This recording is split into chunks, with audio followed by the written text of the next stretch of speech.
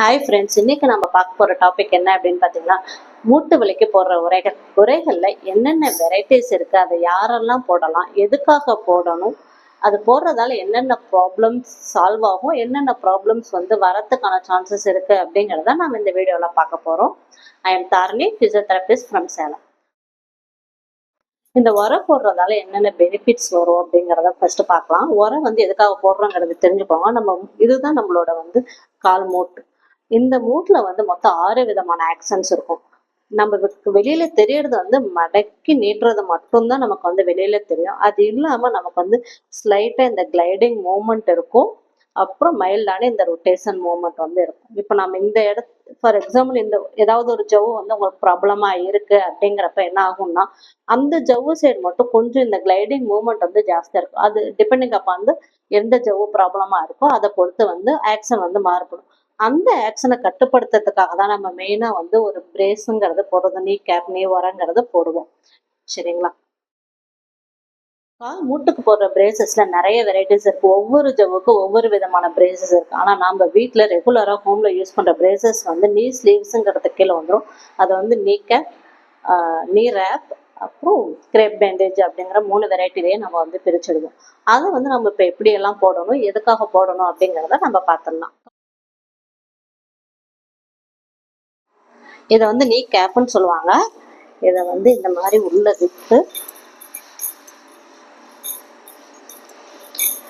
இவ்வளவு தூரம் இழுத்தணும். சரிங்களா? இந்த மாதிரி போடுறப்ப உங்களுக்கு மூட்டை சுத்தி ஒரு கம்ப்ரஷன் கிடைக்கும். நம்ம மூட்டுல பெரிய லெவல்ல மூவ்மெண்ட் ஓரளவுக்கு ரெஸ்ட்ரிக்ட் பண்ண முடியும். வலியை குறைச்சிடும். ஆனா இதே கேப்ப நீங்க ரொம்ப கீழே இறக்கி போட்டீங்க அப்படின்னா இந்த இடத்துல எல்லாம் ரத்தம் கட்டிக்கும். இதே மேல தூக்கி போட்டாலும் இங்கெல்லாம் பிளட் கிளாட் ஆயிடும். ஸோ பர்ஃபெக்டா போடணும். மூட்டு எப்பயுமே நடுவுல இருக்கணும். மேலேயும் கீழே இவ்வளவு தூரத்துக்கு கேப் இருக்கணும். பேண்டேஜ் மடங்கி எல்லாம் இருக்கக்கூடாது. நீங்க நடக்கிறப்ப செய்யறப்பெல்லாம் கீழேயோ மேலேயோ எல்லாம் மடங்கி எல்லாம் இருக்கக்கூடாது. அது எப்பயுமே எக்ஸ்டெண்ட் ஆகிதான் இருக்கணும். அந்த மாதிரி எக்ஸ்டெண்ட் ஆகி இருந்தா மட்டும்தான் உங்களுக்கு பிளட் ஃப்ளோ பர்ஃபெக்டா இருக்கும். ஒரு இடத்துல மடங்கிடுச்சு அப்படின்னா இந்த இடத்துல ரத்த நாளங்கள் அதிகமான அழுத்தம் கொடுத்து உங்களுக்கு ப்ராப்ளத்தை அதிகதான் படுத்துமே தவிர குறைக்காது. இந்த மாதிரியான நெக் கேப் நீங்க ஜென்ரலா மெடிக்கல் ஷாப்லயே வாங்க முடியும். இது ஈஸிலி அவைலபிள் தான். ஆனா இது ரெகுலரா போடுற மாதிரி வச்சுக்காதீங்க. ஒரு 1 வீக் இல்ல 10 டேஸ் போட்டு உங்களுக்கு வலி குறையல அப்படின்னா ஒரு டாக்டரை போய் பார்க்கறது பெட்டர். இது போட்டதாலதான் வலி குறையுது, கழட்டுனா திரும்ப வலிக்குது அப்படின்னா இதை கண்டினியூஸா போட்டுக்கிட்டே மட்டும் இருந்துடக்கூடாது. அடுத்தது நீர் ஆப்புங்கிறது இதுதான். இது எப்படி போடணுங்கிறத ஃபர்ஸ்ட் பார்த்துடலாம். நீர் ஆப்புக்கும் நீ கேப்புக்கும் என்ன டிஃபரன்ஸ் அப்படின்னு பார்த்தீங்கன்னா, நீ கேப்ல ஏர் சர்க்குலேஷன் ரொம்ப கம்மியா இருக்கும், மடங்கிடும். இது ஏர் சர்க்குலேஷன் நல்லா இருக்கும், ஸ்வெட் கம்ஃபர்டபுளா இருக்கும். இது போடுறது ரொம்ப ஈஸி, கம்ஃபர்டபுளாகவும் இருக்கும். எப்படி போடணும்னா, இந்த ஹோல் மூட்டுக்கு மேல இருக்கிற மாதிரி எடுத்துக்கோங்க. இது சொல்ல நம்ம பெட்டலா ஜாயிண்ட்னு சொல்லுவோம். பெட்டலா வெளியில தெரியற மாதிரி போடணும். ஃபர்ஸ்ட் கீழே ரேப் பண்ணிக்கணும் டைட்டா. அதுக்கப்புறமா மேல.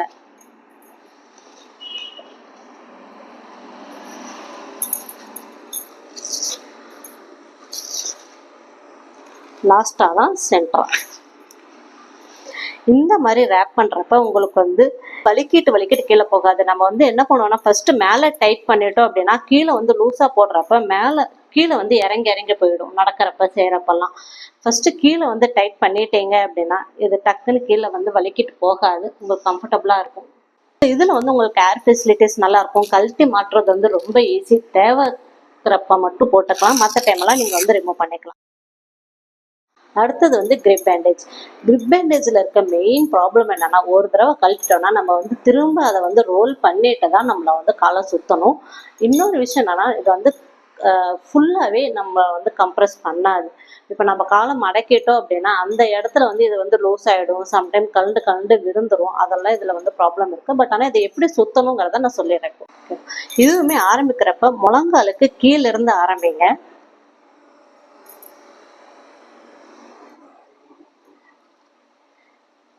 கீழே ஒரு 2 ரவுண்ட் சுத்திட்டீங்க அப்படின்னா அதுக்கப்புறம் கிராஸ் வந்துருங்க. எக்ஸ் போடுற மாதிரி 2 டைம்ஸ்.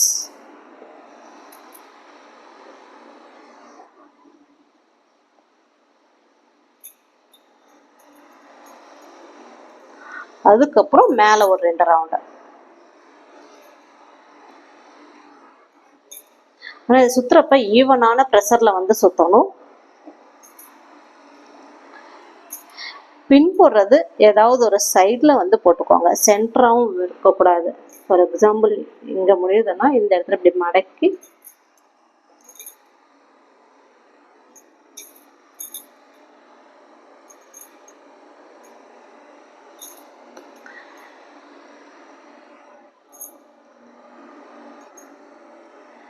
சைடில் வர மாதிரி பின் போட்டுட்டீங்க அப்படின்னா இந்த மாதிரி சுற்றுறப்ப உங்களுக்கு அவ்வளோ சீக்கிரமாக லூசன் ஆகாது.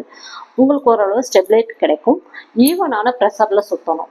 கீழே டைட்டாகவும் மேலே வந்து டைட்டாகவும் நடுவில் வந்து லூஸாகவும் சுற்றுறீங்க அப்படின்னு நடக்கிறப்ப அது வந்து கலண்டு விழுறதுக்கான சான்சஸ் நிறைய இருக்குது. இந்த மாதிரியான கிரப் பேண்டேஜ், நீ ரேப்பு, நீ கேப்பு இது எல்லாமே இனிஷியல் ஸ்டேஜில் மட்டும்தான். இதெல்லாம் கட்டினாலே மூட்டு வலி போயிடுமானா கண்டிப்பாக கிடையாது. இதெல்லாம் கட்டுறப்ப உங்களோட மூட்டு வந்து ஸ்டெபிலைஸ் ஆகி வலி குறையுமே தவிர இதை வந்து பர்மனெண்ட்டாக தினமுமே போடக்கூடாது. ஒரு டாக்டர் அட்வைஸ் இல்லாமல் கண்டிப்பாக போடவே கூடாது.